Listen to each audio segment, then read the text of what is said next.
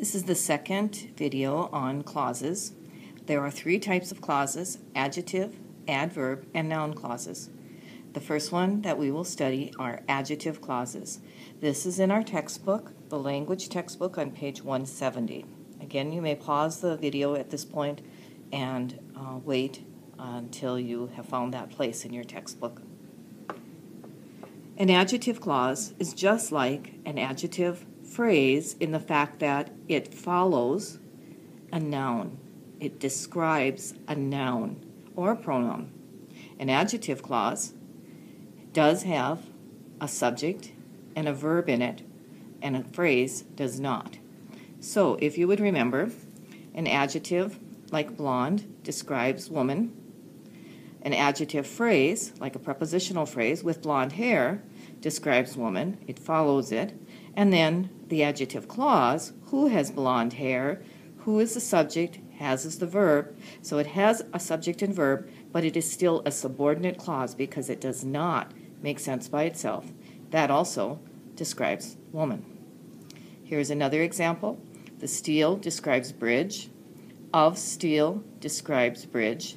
And then, of course, this is a prepositional phrase. Again, an adjective prepositional phrase because it describes a noun.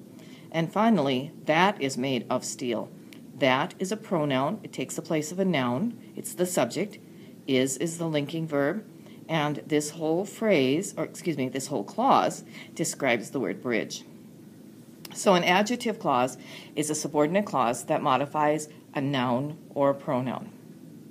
Most often, the adjective clause is after the noun. So often we find them at the end of sentences like we do in this one. Ms. Jackson showed slides that she has taken in Egypt. That she had taken in Egypt describes the word right in front of it, slides, and slides is a noun. The second example here, a brownie cap is a mushroom that grows in lawns and other grassy areas. That grows in lawns and other grassy areas describes mushrooms. Both of these are adjective clauses because they describe nouns.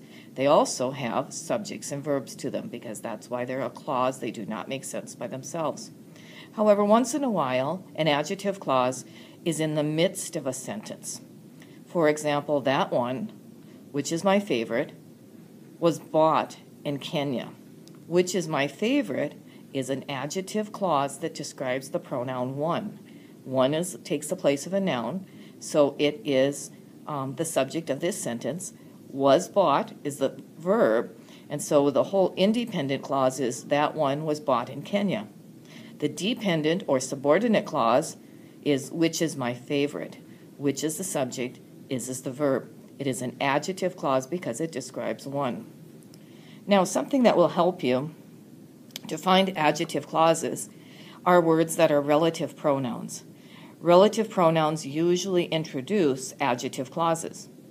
The words that, which, who, whom, and whose are all relative pronouns. They often start the subordinate adjective clause. So, for example, Leonardo da Vinci was the artist who painted the Mona Lisa. Leonardo da Vinci was the artist is a sentence by itself. It is the independent clause.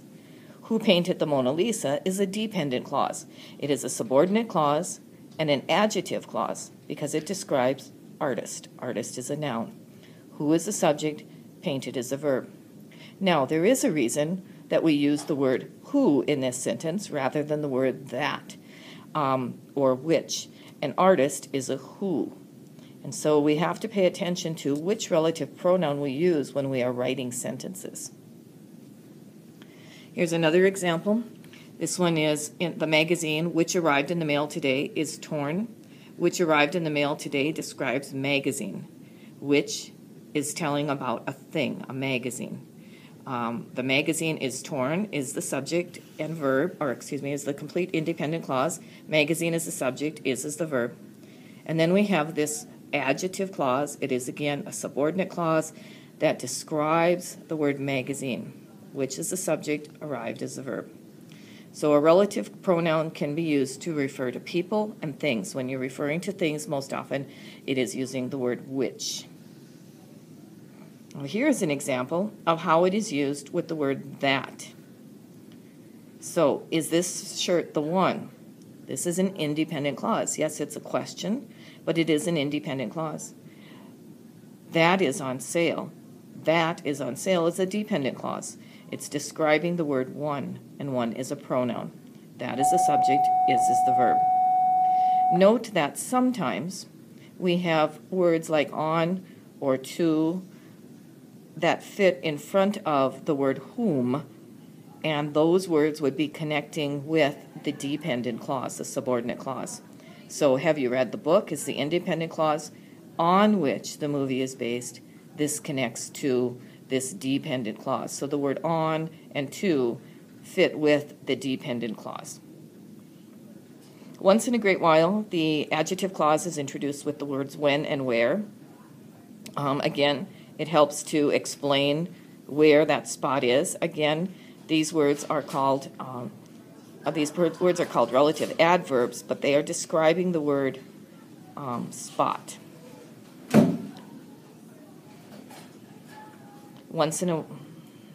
Sometimes an adjective clause is also started with a relative adverb. A relative adverb is the word where or when, or sometimes even that, where it starts a subordinate clause, but that word where is not the subject.